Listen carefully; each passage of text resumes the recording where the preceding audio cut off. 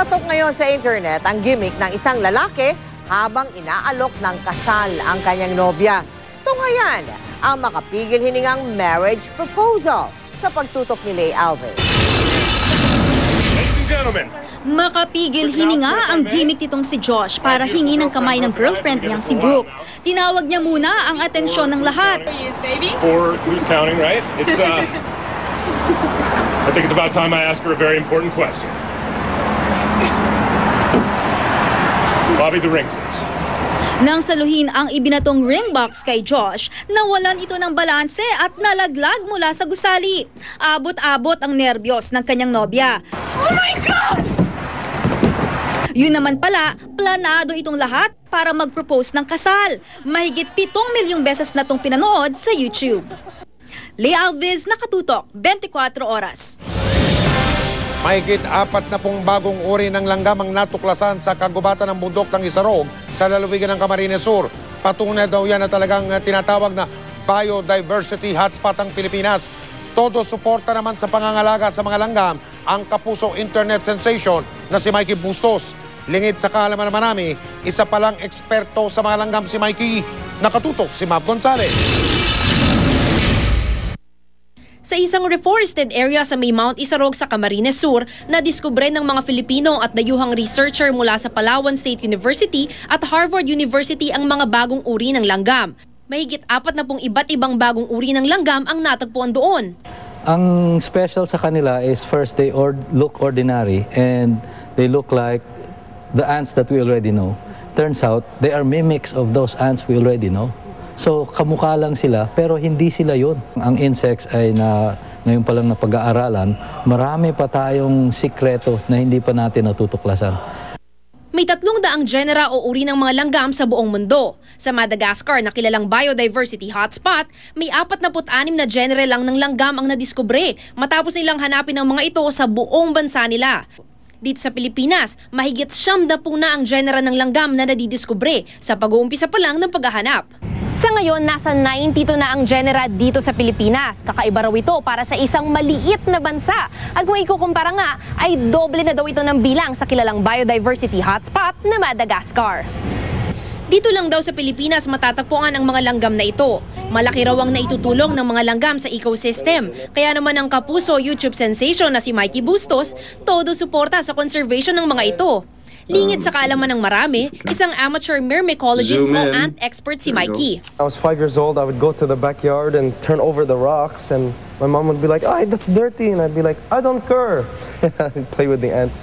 Ants are super important kasi they're decomposers, they're predators.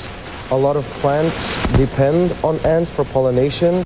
Ngunit nanganganib na maubos kaagad ang mga langgam na ito nakakadiskubre pa lang. Patuloy kasi ang pagputol ng puno sa mga kagubatan kung saan sila naninirahan. To care for ants in the wild, you have to care for the environment. Ants require plants and other animals for food, for shelter, and nutrients. Sa ngayon, it's still in its infancy. Very few people are interested in studying ants. Since the 1900s, early 1900s, napag-aaralan na yung mga langgam ng Pilipinas pero paunti-unti. Sa ngayon, wala pang kumpletong pag-aaral ng mga langgam sa Pilipinas na tinatayang aabot sa 1,000 uri. Kaya tumaasa ang mga siyentipiko na ma-prioritize ng gobyerno ang pag-aaral sa mga ito. Mav Gonzalez, Nakatutok, 24 Oras. Si Mel Tiangco, ang inyong kapusong totoo. Nang manalasa ang bagyong Dindo sa bayan ng Santa Ana sa Cagayan, mga mangingisda ang pinaka-naapektuhan ng hagupit nito. Gaya na lamang ng mga mangingisda sa barangay Tangatan na nakatira sa baybayin ng naturang bayan. Narito po ang aming ulat. Para sa mga taong nakatira sa dulo ng Pilipinas, hindi na bago ang malalakas na bagyo.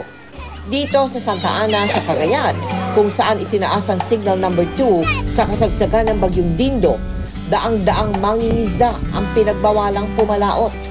Kabilang na ang mga taga-barangay Tangatan, kung saan pangingisda ang pangunahing kabuhayan.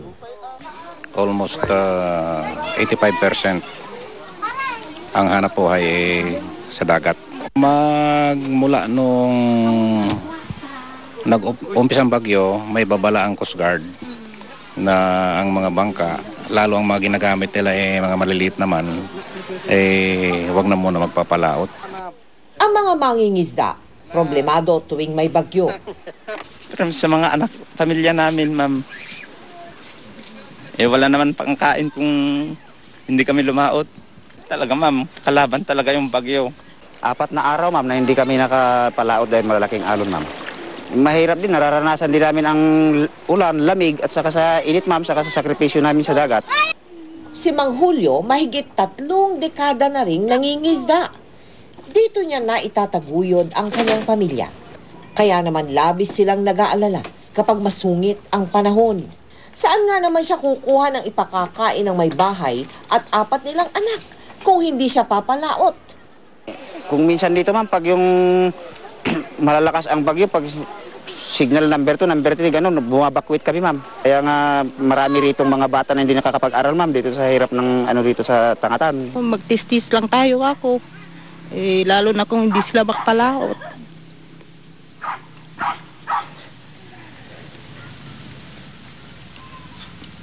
Ang hirap maging ina. Para tugunan ang kanilang pangangailangan, mahigit 15 oras ang binyahe ng GMA Kapuso Foundation Team mula Maynila para magdala ng tulong sa mga taga Santa Ana, Cagayan. Kasabay ng pagbuti ng panahon, unti-unti ring sumilip ang pag-asa para sa kanila. Salamat po sa GMA. Maraming salamat po sa iyo lahat.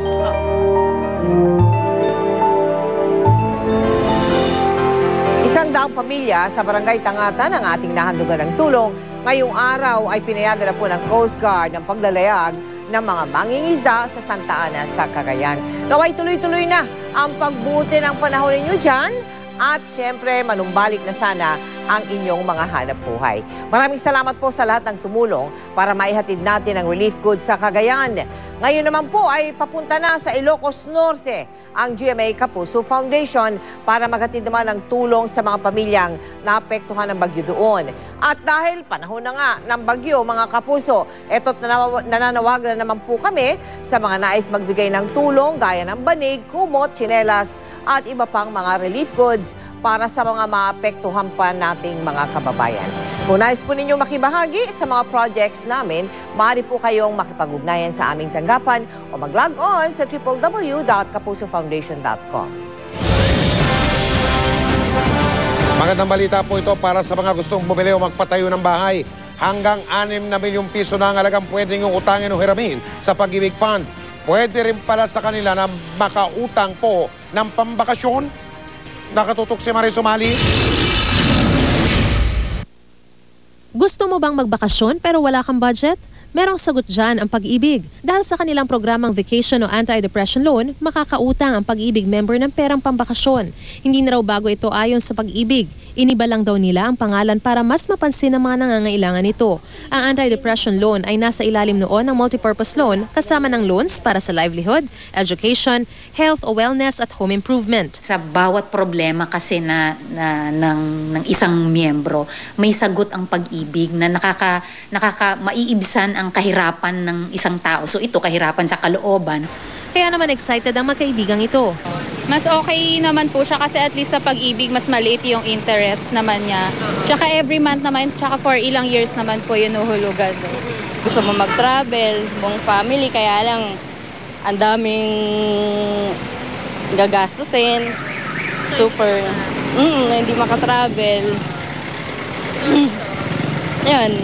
May chance na makapag-travel. Pero paliwanag ng Pag-ibig, 60 hanggang 80% lamang ng total contribution sa Pag-ibig ang maaaring utangin depende sa haba ng panahon bilang miyembro. Kasabay nito simula ngayong Hulyo, maaari nang makapag-loan ng hanggang 6 na milyong piso ang mga miyembrong nais bumili o magpatayo ng bahay mula sa dating 3 milyong piso.